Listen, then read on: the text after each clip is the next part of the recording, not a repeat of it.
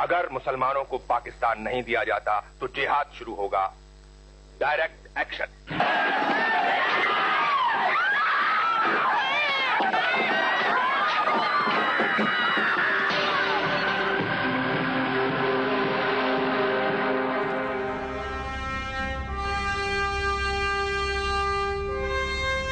भारत और पाकिस्तान का बंटवारा आजादी के साथ आया एक ऐसा कलंक जिसका दर्द शायद ही हम कभी भुला पाएंगे। सिर्फ 100 रुपए के लिए बंट गया हिंदुस्तान और पाकिस्तान। ये 100 रुपए बनी उस खूनी बंटवारे की एक वजह। कैसे, ये बताने से पहले आपको सबसे पहले हम दिखाना चाहते हैं कहां पर हम खड़े हैं। ये जगह है अमृतसर का अटारी बॉर्डर, यानी वो जगह जहां पर पहुंचे थे लाखों लोग पाकिस्तान से गुजरकर।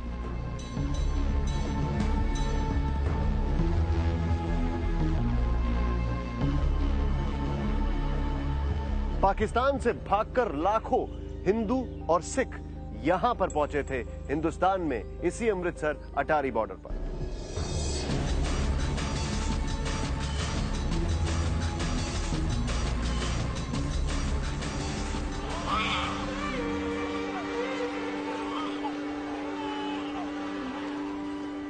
इधर से पाकिस्तान की ओर बढ़ रहे थे भारी कदमों से वो मुसलमान जिनकी सदियों से जड़ें हिंदुस्तान में जमी हुई थीं। दो देशों के बंटवारे में बलि चढ़ गए लाखों लोग।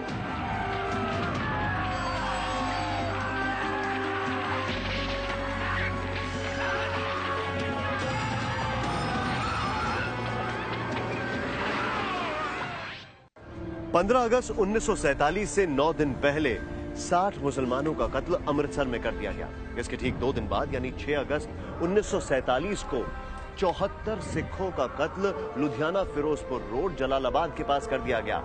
1947 के अगस्त के पहले हफ्ते में खून खराबे से अमृतसर की जमीन लाल हो चुकी थी। हर रोज तकरीबन 100 लोग अपनी जान देकर देश के बंटवारे की कीमत चुका रहे थे।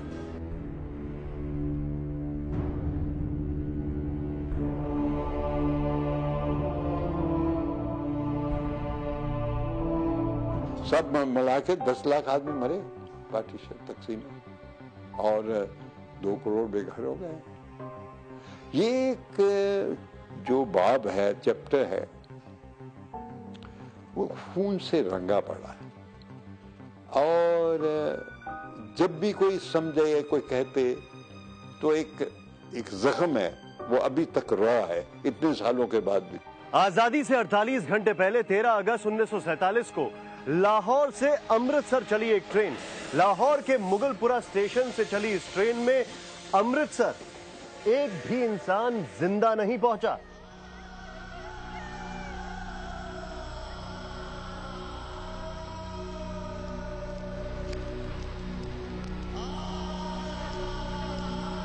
तैंतालीस हिंदू और सिखों को ट्रेन पकड़ने से पहले ही काट दिया गया। 14 अगस्त को लाहौर स्टेशन पे ट्रेन पर चढ़ने से पहले ही 43 सिखों की हत्या कर दी गई।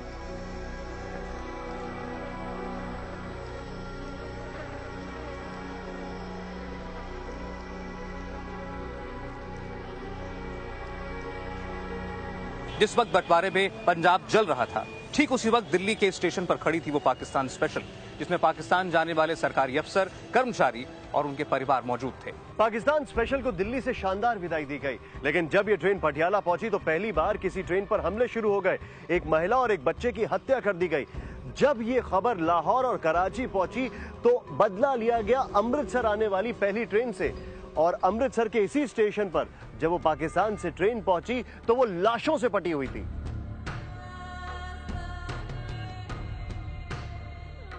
हमने खून में रंगी हुई गाड़ियां उसी जमाने में देखी हैं कि जख्मी आ रहे हैं, टांगे कटी हुई हैं, हाथ कटा हुआ है और चले आ रहे हैं, लाशें आ रही हैं। 15 अगस्त की शाम पाकिस्तान से जो ट्रेन आई अमृतसर के रेलवे स्टेशन पर, नॉर्थ वेस्टर्न रेलवे के इसी इंजन ने उस ट्रेन को खींचा था। उस ट्रेन के अंदर सिर्फ लाशें ही लाशें दिखाई दे रही थी, हर तरफ सिर्फ लाशें ही लाशें। और ट्रेन के आखिरी बोगी पर जो लिखा था उसने सबको हैरान कर दिया। ट्रेन के आखिरी डब्बे पर एक पर्चा चिपका था जिस पर लिखा था, पटेल और नेहरू के लिए ये आजादी का तोहफा है। अब एक ट्रेन आई है, उसमें जो बैठ गए वो तो अब इधर जा रही ना हिंदुस्तान। अब इधर को जो जाती थी पाकिस्तान को, तो कोशिश करते थे कहीं रोक के उसको काट दिया जाए। औरतों को मार दिया, बच्चों को मार दिया, आदमियों को मार दिया। दिल्ली के इसी पुराने किले को शरणार्थी कैंप में तब्दील किया गया था। पुराने किले में पैर रखने की जमीन नहीं थी। बैलगाड़ी, तांगा, साइकिल और पाकिस्तान जाने वाले मुसलमान परिवार सभी को यहाँ ठहराया गया था। जिस वक्त बंटवारे की कीमत बेकसूर लोग चुका रहे थे, उस वक्त बंटवारे का सबसे बड़ा किरदार मोहम्मद अली जिन्ना पाकिस्तान में बैठा था। पार्टीशन में इसमें कोई दो राय नहीं है कि सबसे बड़ा रोल जिन्ना का था। अगर जिन्ना नहीं होते तो हो सकता है कि कोई समझौता हो जाता। There are two major nations, the Hindus and Muslims. Mumbai का ये वही घर है जहां जिन्ना भारत में रहते हुए दिन रात पाकिस्तान का सपना देखा करते थे। जिन्ना अगर राजनीति में नहीं होते तो शायद आज पाकिस्तान नहीं होता। 1892 में बॉम्बे यूनिवर्सिटी से मैट्रिक पास करने के बाद जिन्ना वकालत करने लगे। एक बड़ी लॉ कंपनी में काम करने का सपना जिन्ना को कराची ले गया। बॉम्बे में उनका घर था, तो पंडित नेहरू ने कहा कि भाई ये इनका क्या करना चाहते हैं। तो उन्होंने कहा मैं कभी कभी बॉम्बे में भी रहूंगा। सेठ हरचंद राय उस वक्त कराची की एक बड़ी लॉ कंपनी के मालिक थे और जिन्ना उनके यहाँ नौकरी चाहते थे। लेकिन जिन्ना जितनी तनख्वाह मांग रहे थे, सेठ हरचंद राय उतनी तनख्वाह देने के लिए राजी नहीं थे। बात थी 100 रुपए की। जिन्ना 100 रुपए की तनख्वाह की बात पर अड़े रहे और आखिरकार उन्हें ये नौकरी नहीं मिली। जिन्ना को अगर 100 रुपए की नौकरी मिल जाती तो कराची से मुंबई नहीं आते। 1896 में मुंबई लौटकर जिन्ना राष्ट्रीय कांग्रेस में शामिल हो गए। हिंदुस्तान में मुसलमानों की आवाज उठाने के लिए साल 1906 में मुस्लिम लीग पार्टी बनी। उस समय तक जिन्ना नामी वकील बन चुके थे। मुस्लिम लीग ने जिन्ना को पार्टी में शामिल होने को कहा, लेकिन उन्होंने इनकार कर दिया। 7 साल की दूरी के बाद 1913 में जिन्ना मुस्लिम लीग के करीब आने लगे। जिन्ना साहब का कहना यह था कि हम हिंदुओं के साथ अगर रहेंगे तो हिंदू मेजॉरिटी में, उनका खाना अलग, पहनना अलग, जबान अलग, कल्चर अलग, हर चीज़ हमसे अलग है। तो हमारे बच्चे उनका असर ले लेंगे और वो जब कभी हमारे साथ ज्यादती करना चाहेंगे तो वो ज्यादती कर लेंगे। इस बुनियाद के ऊपर ये उनके मिजाज की एक तरह की जिद थी। जिन्ना जब कांग्रेस में अपनी जड़ें जमा चुके थे, तब 1915 में ब्रिटेन से वकालत कर कर लौटे मोहनदास करमचंद गांधी। गांधी जी का मानना था कि आजादी अंग्रेजों के साथ जंग लड़ना नहीं है, बल्कि सत्य, अहिंसा और सविनय अवज्ञा के साथ स्वतंत्रता हासिल की जा सकती है। 1918 आते आते कांग्रेस में गांधी जी का रुतबा बढ़ने लगा। अंग्रेजों के राह से स्वराज तक का सफर कैसे तय किया जाए, इसको लेकर जिन्ना और गांधी जी के विचार टकराने लगे। आखिर 1920 में जिन्ना पूरी तरह से कांग्रेस से अलग हो गए और मुस्लिम लीग में पहुंच गए। सन 20 में जब वो कांग्रेस से अलग हुए हैं तो कलकत्ते में एक सेशन था कांग्रेस का। उसमें जब ये तकरीर करने के लिए खड़े हुए हैं तो उन्होंने ladies, gentleman and mister Gandhi, तो मजमे से बहुत जोर से आवाज आई कि महात्मा गांधी कहिए। अगले 10 साल बेहद अहम थे। 1933 में यह पर्चे छपाकर मुस्लिम लीग ने भारत का विभाजन कर एक अलग देश पाकिस्तान की हवा फैलाना शुरू कर दिया था। जो जिन्ना ये कहते थे कि मैं सबसे पहले और आखिर में भारतीय हूँ और भारतीय ही रहूंगा, उसी जिन्ना ने देश को बांटने की वकालत शुरू कर दी।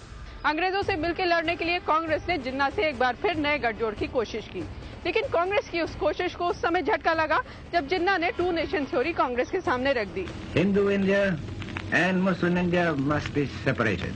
मोहम्मद अली जिन्ना जो मुस्लिम लीग के प्रेसिडेंट थे वो आ गए और उन्होंने कहा कि भाई हम अलग देश बनाएंगे जो एक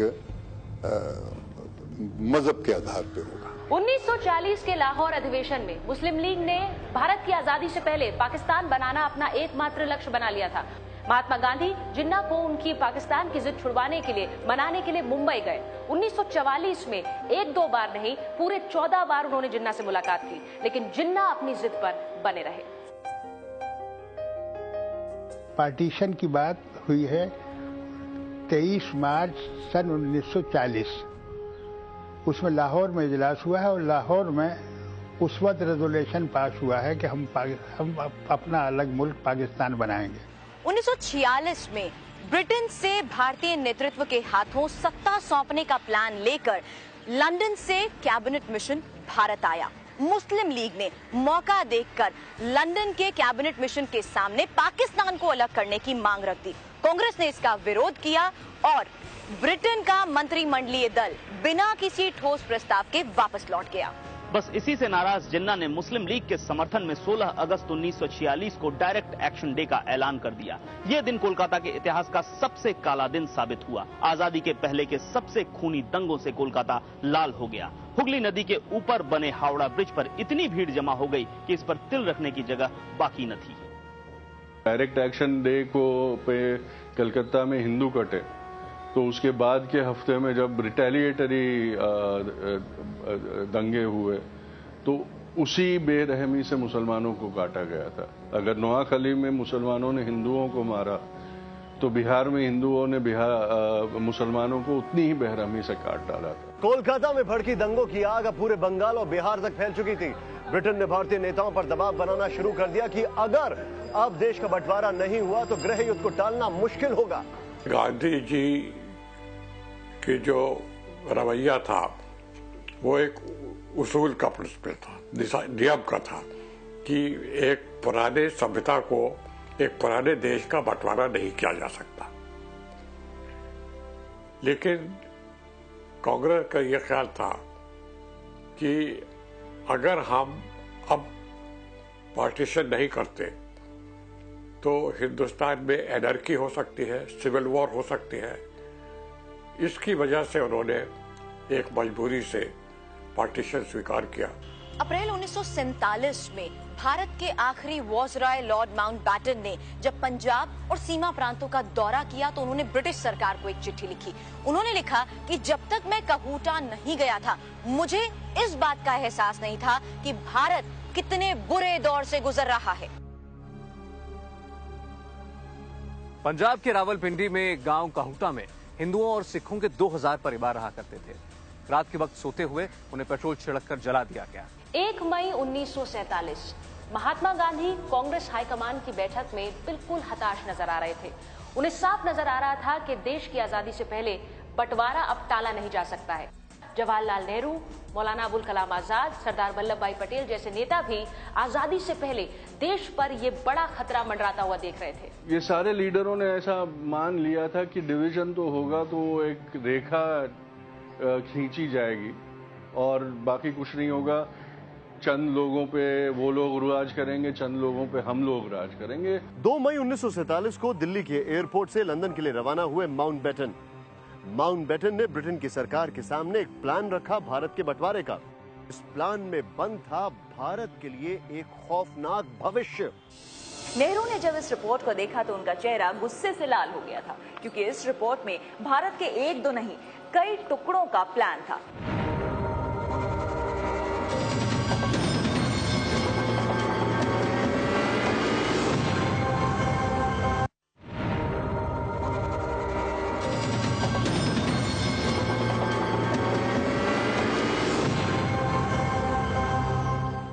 भारत के बंटवारे की इजाजत लेने के लिए 18 मई 1947 को लॉर्ड माउंटबैटन लंदन चले गए। लंदन से लौटे तो शिमला चले गए। दरअसल लॉर्ड माउंटबैटन ये सोच रहे थे कि भारत के बंटवारे की बात वो सबसे पहले किस नेता को बताएं। फिर उन्होंने सोचा कि वो अपनी इस रिपोर्ट के बारे में सबसे पहले जवाहरलाल नेहरू को बताएंगे। 1947 में दिल्ली मई की गर्मी से झुलस रहा था। लॉर्ड माउंटबैटन ने जवाहरलाल नेहरू को शिमला बुला लिया। नेहरू ने जब इस रिपोर्ट को देखा तो उनका चेहरा गुस्से से लाल हो गया था, क्योंकि इस रिपोर्ट में भारत के 1-2 नहीं कई टुकड़ों का प्लान था।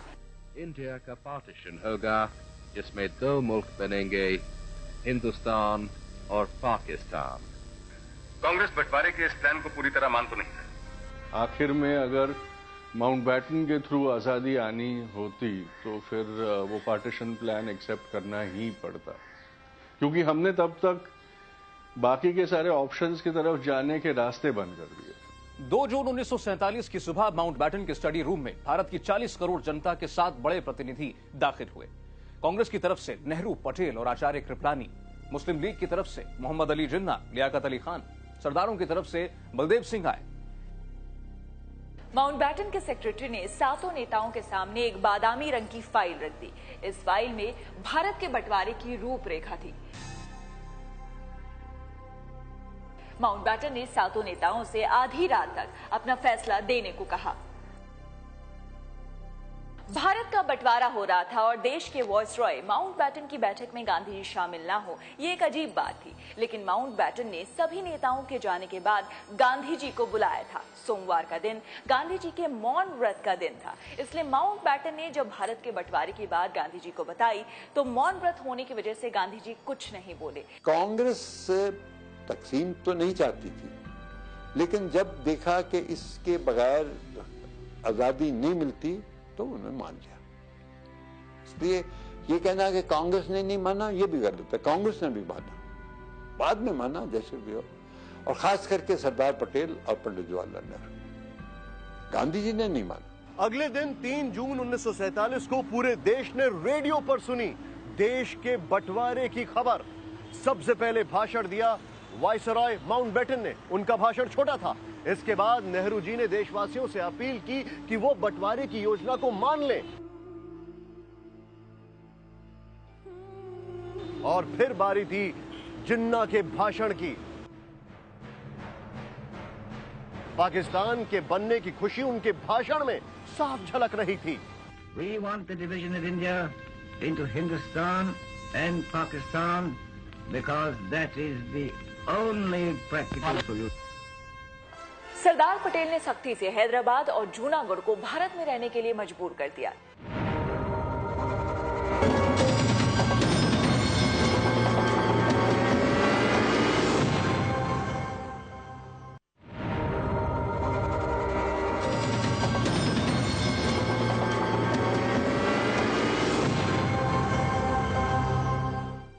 जून 1947 को ऐलान हो गया था कि भारत के 2 टुकड़े होंगे।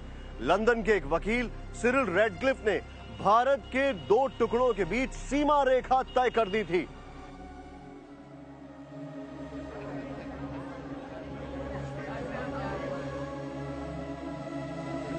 हिंदू और सिखों के लिए हिंदुस्तान और मुसलमानों के लिए Pakistan.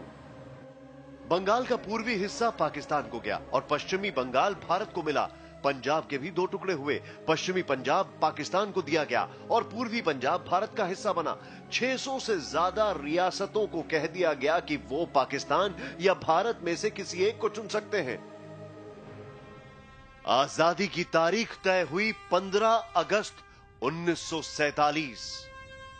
We made a tryst with destiny, and now the time comes when we shall redeem our pledge. At the stroke of the midnight hour, when the world sleeps, India will awake to life and freedom. लेकिन बंटवारे का खूनी खेल 73 दिन पहले ही शुरू हो चुका था। 10 लाख लोग बंटवारे की बलि चढ़ गए। 1.5 करोड़ लोग अपने घरों से बेघर हो गए। 1 लाख महिलाओं की इज्जत तार-तार हो गई। हजारों लाखों लोग मरे, ये अवॉइडेबल था। और इसके लिए मैं समझता हूं कि दोनों जिम्मेदार हैं। कांग्रेस भी जिम्मेदार है, मुस्लिम लीग भी जिम्मेदार। तभी इस चीज को पूरी तरह से सोचा नहीं गया कि अगर पार्टीशन होता है तो लोगों का क्या होगा। भारत के 3 हिस्से देश के पहले प्रधानमंत्री जवाहरलाल नेहरू और गृह मंत्री सरदार पटेल के लिए सबसे बड़ी चुनौती बन गए। हैदराबाद और जूनागढ़ की रियासतें भारत में शामिल होने के लिए तैयार नहीं थे, जबकि कश्मीर पर पाकिस्तान की नजर थी। सरदार पटेल ने सख्ती से हैदराबाद और जूनागढ़ को भारत में रहने के लिए मजबूर कर दिया, लेकिन कश्मीर पर नजर गड़ाए पाकिस्तान ने 22 अक्टूबर 1947 को हमला करवा दिया। 4 दिन बाद कश्मीर के राजा हरि सिंह ने भारत में विलय के पत्र पर दस्तखत कर दिए। पाकिस्तानी बलवाइयों ने जब कश्मीर पे हमला किया तो हरि सिंह के पास और कोई चारा नहीं था कि वो हिंदुस्तान की शरण में आए और वो हिंदुस्तान के साथ, और वो एक चाणक्य नीति थी सरदार पटेल की। भारत में रजवाड़ों को शामिल करने के बाद बंटवारे की कवायद पूरी हो गई, लेकिन बंटवारे की सबसे बड़ी कीमत तो गांधी जी ने चुकाई। 30 जनवरी 1948 को नाथूराम गोडसे ने गांधी जी को 3 गोलियां मार दी।